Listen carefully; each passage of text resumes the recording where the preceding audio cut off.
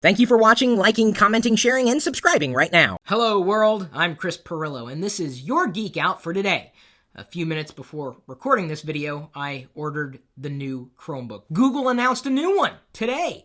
And remember, for a period of time, I was saying that the Chromebook could be good if it just wasn't as expensive as it once was. Well, the new Chromebook is available at $250. Of course, that's US currency, and that puts it right within the range of being an impulse buy for me, at least as far as new gadgets are concerned. And considering the companies don't usually send me hardware to look at, I gotta buy a lot myself, but I'm doing it for you as much as I am for me.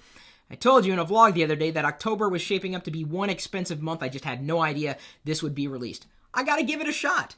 The Chromebook is an excellent experience if you are a certain type of user. So let me just go ahead and explain. This is my first Chromebook that will be coming. I will be unboxing it live on YouTube, posting reviews, of course. And in my estimation, $250 is not overpriced in terms of what I might get out of it or in terms of what an average user might get out of it, and I'll explain that in just a second.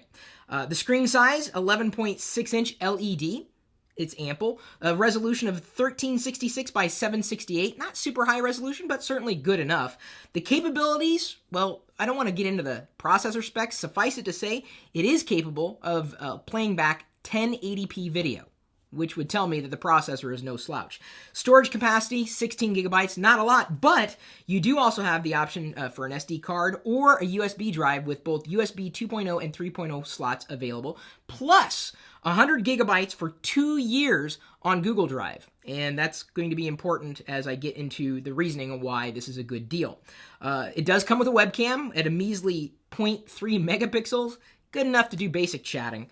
It does support wireless A, B, G, and N, weighs 2.4 pounds, and has the height of, 0.7 inches, so it's not very thick.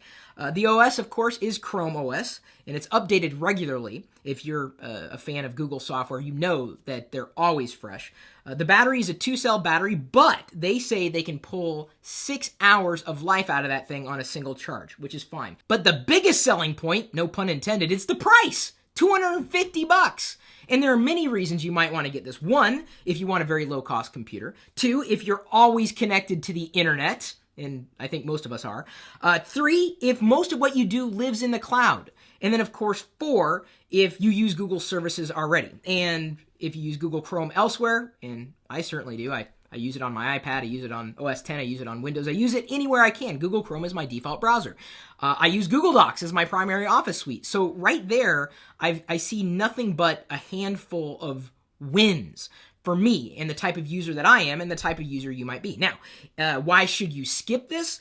One, you'd rather spend more on a computer. And there are people who, want to save up to get something that offers them a bit more than what a Chromebook might. And that is primarily access to the internet and your data as it lives in the cloud.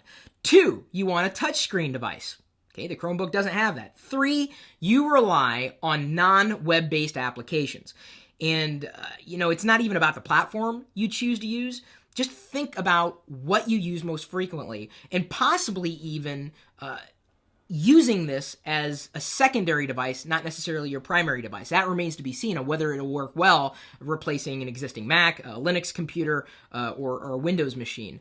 It might, depending on your usage model, depending on the type of user you are. I think, if nothing else, it'll make a great home computer for the family, kind of a knockaround machine. I plan on using it very regularly because if I need access to the internet, I don't need a super powerful, fast machine. I just need access to the internet on a screen that might have a keyboard attached. Why would I spend money on a tablet if all I need is something with a big screen and a keyboard? And I don't want a touchscreen if I don't want a touchscreen for the task that I need to do. This, I think, is a huge win for Google. Stay tuned for my live unboxing. I will be sharing more information as I experience it personally, and then I will share my insight with you, as I always do.